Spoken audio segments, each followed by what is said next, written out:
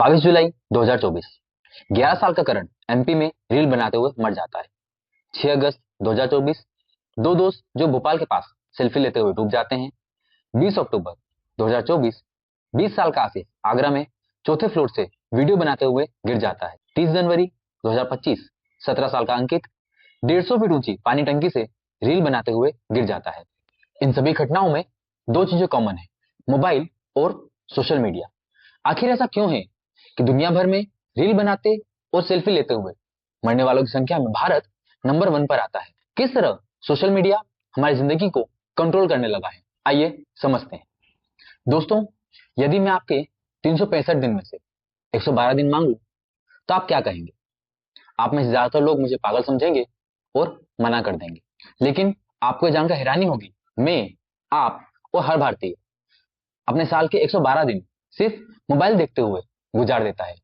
Times of India की एक report के हिसाब से हर भारतीय एक दिन में लगभग 7.5 घंटे अपने फोन का इस्तेमाल करता है। मतलब हम साल के 8,700 घंटों में से 2700 घंटे सिर्फ फोन का इस्तेमाल करते रहते हैं और यह आंकड़ा हर साल 22 मिनट से बढ़ता जा रहा है। अगर आप ध्यान दें तो आप देखेंगे साल 2024 में इंस्टाग्राम को लगभग 80 करोड़, फेसबुक को लगभग 60 करोड़ और नेटफ्लिक्स और यूट्यूब जैसे प्लेटफॉर्म को 32 करोड़ से भी ज्यादा बार डाउनलोड किया गया है। हम अलग अलग सोशल मीडिया प्लेटफॉर्म पर रोज आधे घंटे से 1 घंटा बिता देते हैं। बीते 10 सालों में रील, मीम्स और वीडियो की सोशल मीडिया प्लेटफॉर्म पर बाढ़ से आ गई है।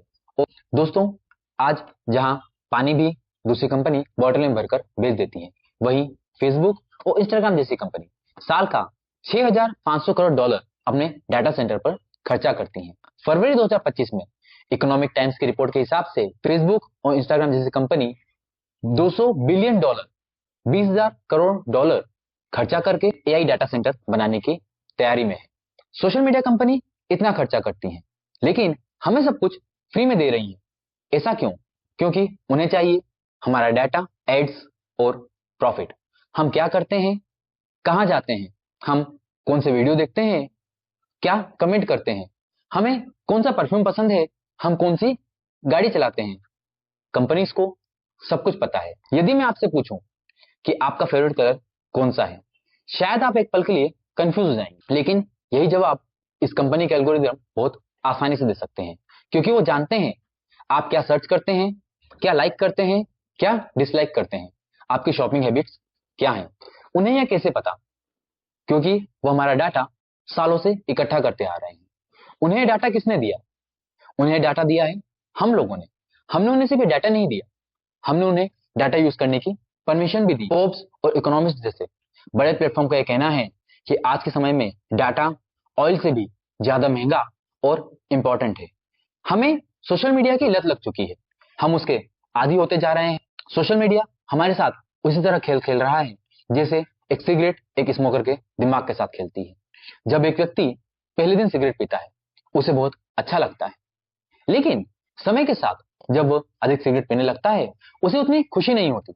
अब उसे कई ज्यादा सिगरेट पीनी पड़ती है उसी स्तर की खुशी पाने के लिए, क्योंकि उसका दिमाग वो हार्मोन रिलीज नहीं करता जो उसने पहली बार सिगरेट पीने पर किए थे। अगर हम एक दूसरा उदाहरण लें, कॉलेज जाने वाला एक युवक जिसे एक नई बाइक मिली है, उसे नई बाइक चलाने में बहुत खुशी होती है, लेकिन कुछ दिनों बाद उसकी एक्साइटमेंट, उसकी खुशी अब कम होने लगती है। उसे वह खुशी उस समय फिर से होती है जब वह किसी और की नई बाइक चलाता है।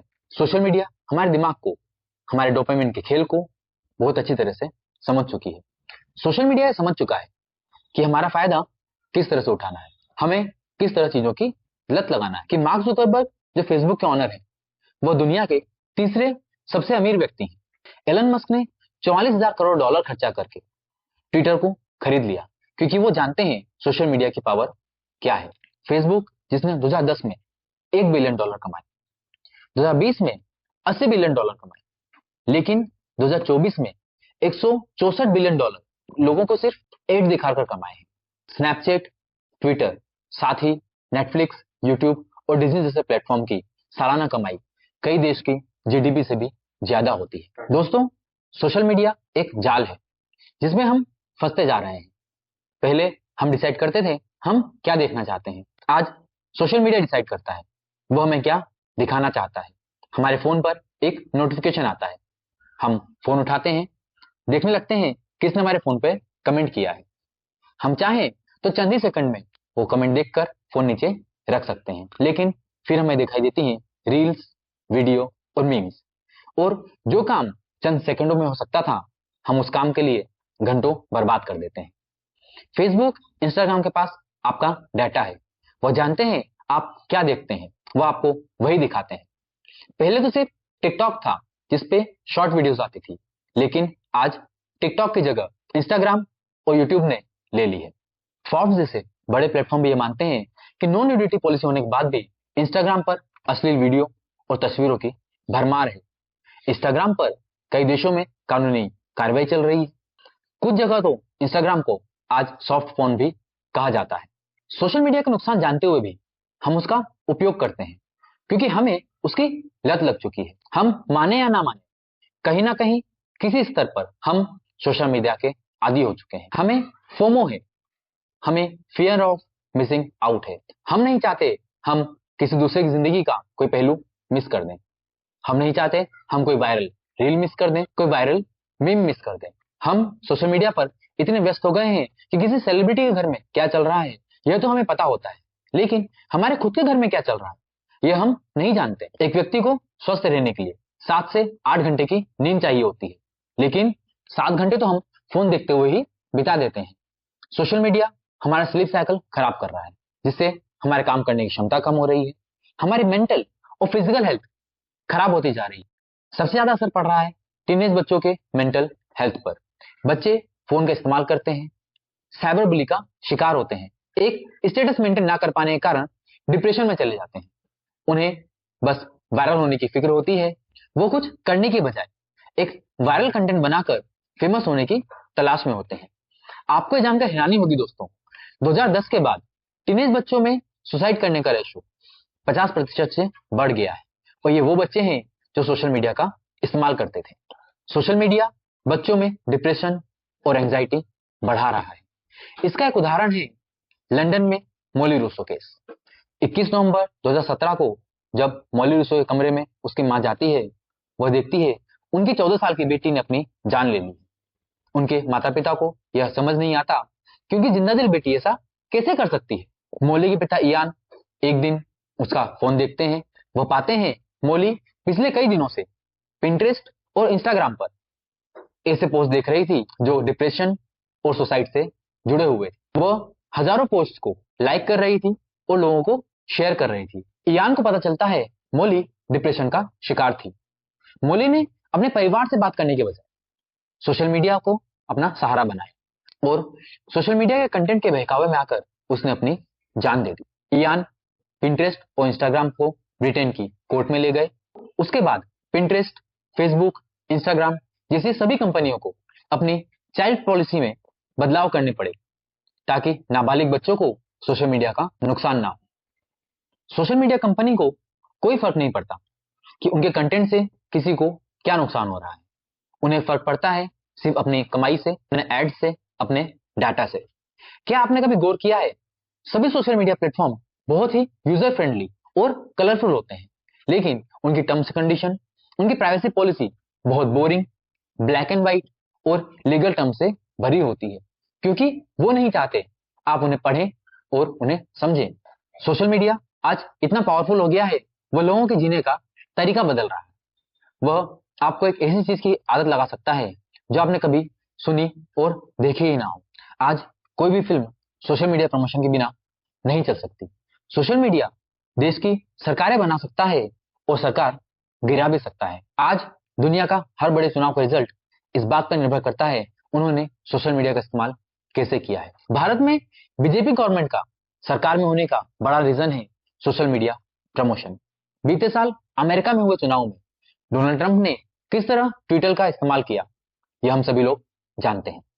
अमेरिका में कैम्ब्रिज एनालिटिका फेसबुक केस एक अच्छा उदाहरण है, जिसमें कैम्ब्रिज एनालिटिका फेसबुक पर सर्वे करने के नाम पर लाखों लोगों का डाटा चोरी कर रहा था। बाद में उस डाटा का इस्तेमाल अमेरिका में चुनावी नतीजों को प्रभावित करने के लिए किया गया। आज फेसबुक, इंस्टाग्राम जैसे प्लेटफॉर्म ये समझ चुके हैं कि यदि वो पैसा कमाते रहना चाहते हैं उन्हें यूजर को ऐप पर बनाए रखना होगा और उसे रोज कुछ नया, कुछ वायरल दिखाना होगा। सोशल मीडिया प्लेटफॉर्म आज हर व्यक्ति को एक वायरल कंटेंट बनाकर रातों रात सोशल मीडिया स्टार, एक सोशल मीडिया इन्फ्लुएंसर बनने का मौका दे रहा है। आज social media quick money, quick fame scheme बनता जा रहा है। हम में से ही कई लोग आज फेमस बनने की चाह में कुछ भी करने के लिए तैयार हैं। आप देख सकते हैं दोस्तों, भारत में सेल्फी लेते हुए और वीडियो बनाते हुए मरने वालों की संख्या दुनिया में सबसे ज्यादा है। दूसरे और तीसरे नंबर पर यूएसए और रशिया आता है, उसमें हमें कितना अंतर है। कुछ साल पहले न्यूजीलैंड में एक हादसा हुआ जिसमें 50 लोगों ने लाइव स्ट्रीम में अपनी जान दे दी, क्योंकि वो जानते थे सोशल मीडिया से ज्यादा अच्छा तरीका अपनी बात पहुंचाने का कोई है ही नहीं। भारत में भी वायरल कंटेंट बनाने की चाह में सबसे ज्यादा नौजवान डूबने, गिरने और ट्रेन हादसों में मारे जाते हैं।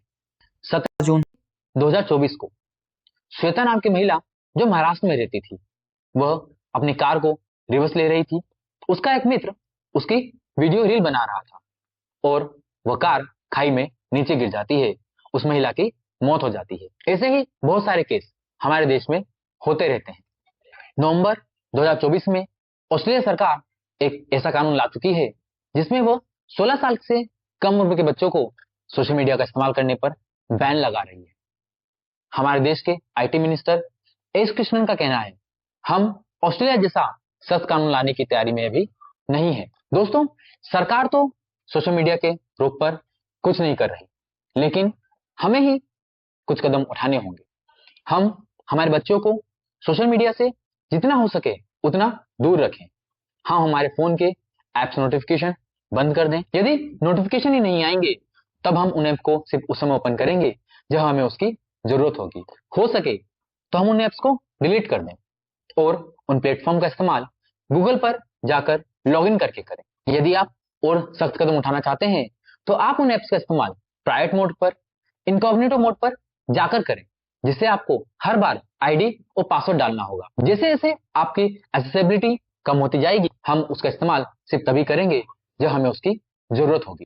हम ज्यादातर समय मोबाइल फोन को देने के बजाय यदि अपने परिवार को देंगे, कुछ सीखने की कोशिश करेंगे तो ज्यादा बेहतर होगा। हम पूरे सोशल मीडिया को गलत नहीं कह रहे, लेकिन सोशल मीडिया का इस्तेमाल सोच समझ कर किया जाना चाहिए।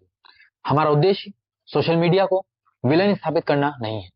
हमारा उद्देश्य है आपको यह बताना कि सोशल मीडिया प्लेटफॉर्म का इस्तेमाल उतना ही कीजिए जितनी जरूरत है, ताकि यह सोशल मीडिया आपकी जिंदगी के साथ खिलवाड़ करना शुरू ना कर दे। यदि आपको हमारी वीडियो अच्छी लगी हो तो हमें सब्सक्राइब कीजिए। हम कोशिश करेंगे आपके लिए और भी अच्छा कंटेंट लाते रहें। हम क्या बेहतर कर सकते हैं यह भी आप हमें बता सकते हैं। यदि आपके आसपास किसी की जान सोशल मीडिया के लिए रील बनाते हुए या सेल्फी लेते हुए गई है तो हमें कमेंट करके बताइए। हम आपकी कहानी जानने के लिए उत्सुक हैं। धन्यवाद दोस्तों।